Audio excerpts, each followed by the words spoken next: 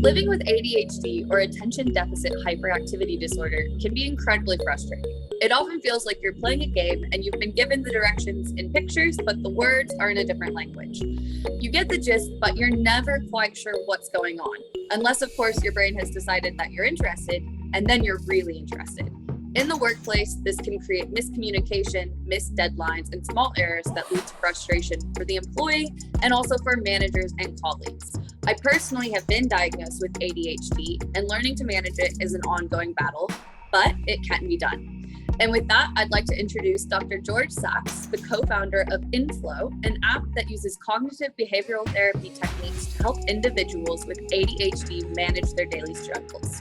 George, hello, and thank you for joining me today. The Inflow app has been massively helpful to me, and it has segments for everything from time and money management to how ADHD affects relationships. I use it every day, and George, I'm very much looking forward to this conversation. So with that, let's start off by talking about some basic coping mechanisms for those with ADHD in the workplace. The app offers really practical tips for time management and procrastination, which is something that us with ADHD struggle with especially. Can you share some practical advice for individuals struggling with getting tasks across the finish line? Yeah, sure. Well, this is a very common problem for adults with ADHD. Getting started on tasks can feel like climbing Mount Everest sometimes. It's almost like a psychic pain to get started.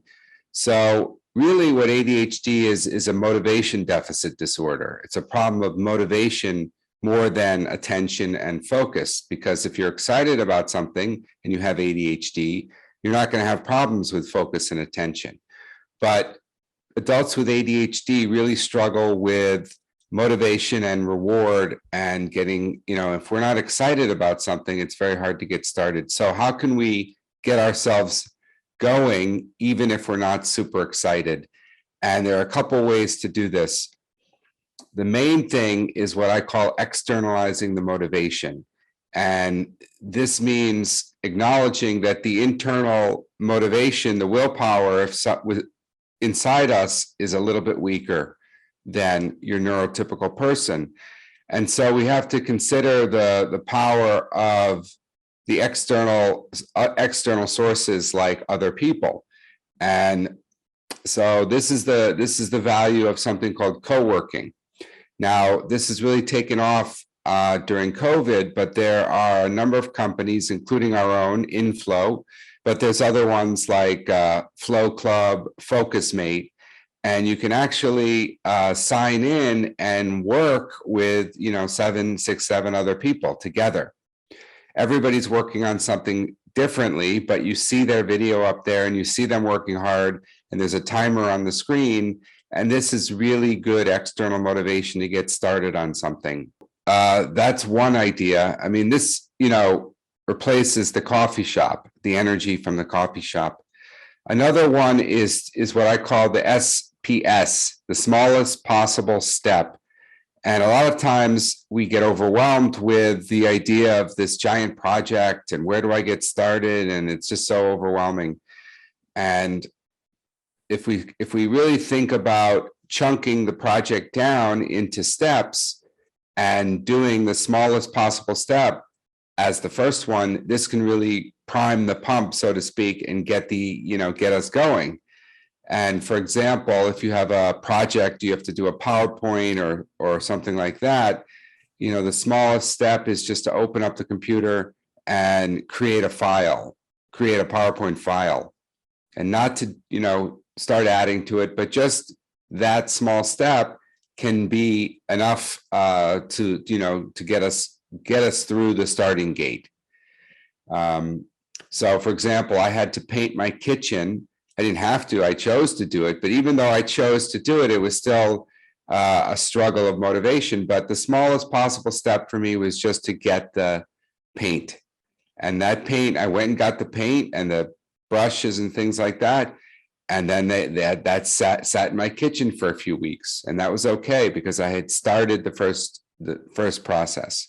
So smallest possible step, chunking the project down, getting external motivation from co-working spaces, and things like that can be very helpful. Some people benefit from setting external deadlines, with your supervisor, so you can use your supervisor or your somebody who works for you as a kind of external motivation as well, when you can sit down with them and plan out the project and come up with a deadline and put the deadline on the calendar, and then chunk the project down, and then set up meetings to deliver small pieces, small chunks of the project along the way. Mhm. So those are just a few ideas.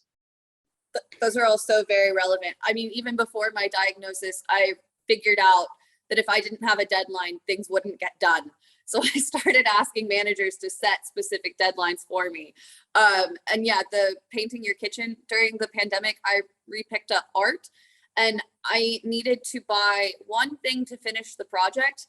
It took me 6 months to buy that one thing, and then it took me another 3 months to use it. And all I needed to do was draw 2 lines. 9 months it took me. Yeah, we also, need compassion for ourselves with ADHD, that things may take longer. Some things may take longer, and the other things we can do really quickly. Yeah, and that I think has been very difficult. It's definitely part of the process, is just learning to accept, like, this is the way your brain works. It's not always going to be great, but that's just kind of the way it is. Moving along to offices, especially open floor plan offices, they're not designed for people with ADHD. I am distracted by every elevator ding, every phone alert, and every person who happens to walk by my desk. I look up. How do you suggest managing those distractions that can happen once a minute, but for someone with ADHD, they're magnified, and it makes it seem just absolutely impossible to get anything done? Well, I am actually writing letters to my clients, for my clients, on behalf of them, those with ADHD and autism, to get accommodations in the workplace for their neurodiversity. And those accommodations include working from home, which really seems to help them. So I think the pandemic is creating a trend where people can work from home if they choose, especially if they have something like ADHD, where they would be better suited like that. Now, obviously, that may not be doable in a lot of companies, and so you can request an office or a cubicle that's far away, or you can, wear headphones. So if you go to like a tech company with an open office plan, a lot of them are neurodiverse and have ADHD and ASD, but you'll see a lot of people wearing headphones. And it's also the big ones, the big headphones are a nice way to indicate that you should not be disturbed. So think about that, noise canceling headphones. Those, I do have a very large set of headphones that I wear at my desk. And then still within the office space, again, I mentioned my boss is incredibly supportive, and my coworkers are incredibly great about it. And, we kind of joke about it, and they're really supportive. But I can also see that it's frustrating for those around me, and it's frustrating for me as well. But do you have any advice for managers of individuals with ADHD? Yeah, that's a very good question. I think managing adults with ADHD can be challenging, but there's a lot of rewards and gifts that people with ADHD can offer. So I think the first question I would ask is, how best do you work? I would ask the person with ADHD, how best do you work? Because a lot of times what I've seen is that the manager is more detail oriented and anxious about the fact that their employee, their subordinate, has ADHD, and then there's a lot of following up and a lot of questions and a lot of, and that actually can overwhelm somebody with ADHD. And I know that sounds counterintuitive, but too much structure can be overwhelming. And sometimes managers will do that as a way that they think is helpful, but more often than not, that comes from their own anxiety about, missing deadlines and things like that. So I would ask the person who works for me with ADHD how they work best, and then hold them accountable to that. So, the deadlines, as you said earlier, are very important for people with ADHD, because otherwise it's just going to be put off. So, but within that, there can be structure of saying, okay, say we have a project due in a month. The month is the deadline, and that date is on the calendar. And let's have weekly check-ins about your progress. So I think something like that would be appropriate. But I think the main takeaway here is asking the employee how best they work, because they'll tell you, and then holding them accountable is very important. Right. And I think what you mentioned in there about, the employee telling you is so central to all of this, but that also operates on the assumption that the employees feel comfortable disclosing that they have ADHD or ASD or any other, neurodivergent condition. This region has come a long ways in accepting neurodiversity and other mental health issues, but we're still a long way from being able to disclose these kind of conditions in the workplace openly and freely. And I've talked with a lot of healthcare providers who say they talk to people, their patients, who are terrified to disclose these issues in the workplace for fear of being fired, retribution, any number of factors. So what would you say to people who are afraid to disclose their ADHD to their employers? Well, that's a good question. Here's the thing. What I recommend to all my clients with ASD, autism, is that they disclose, because more than likely people already know. Mm-hmm. And so therefore, people are going to say, well, yeah, that makes sense. And ASD, as opposed to ADHD, has a little bit more of a positive reputation, because like Elon Musk and Mark Zuckerberg and Bill Gates are on the spectrum. So I do think there's some power in disclosing ASD to your human resources office. And like I said, there's accommodations like headsets or working from home and things you can benefit from.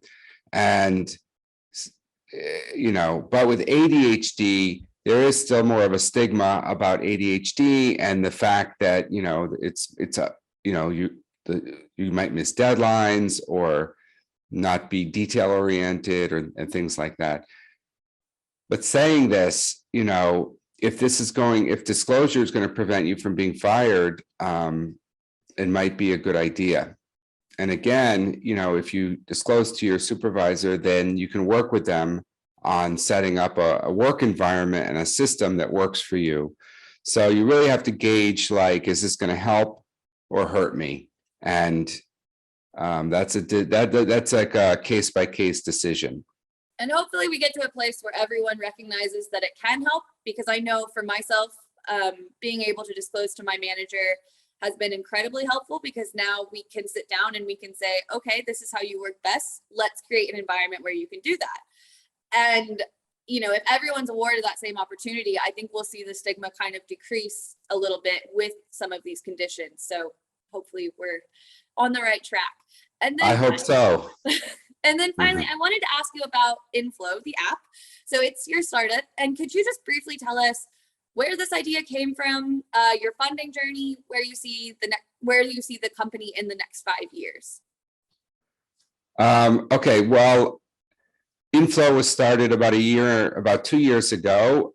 Two gentlemen from England contacted me, Levi Epstein and Sebastian Isaacs contacted me, and they needed somebody who was familiar with ADHD and to be the clinical director. And the three of us set about to build this app, which is designed to help adults with ADHD reach their full potential.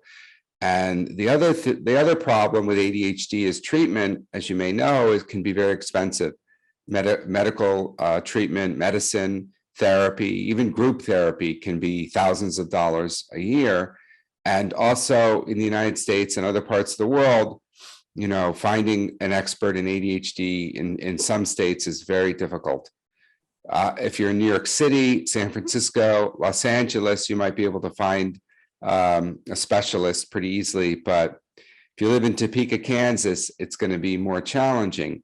And obviously, there are people in Topeka, Kansas that have ADHD. So we are bringing ADHD information, tools, and tips and ways to manage your ADHD to places where you may not have that access. Well, George, I think that's all the time we have for today. So thank you for being here with me, and I look forward to continuing to use your app every day.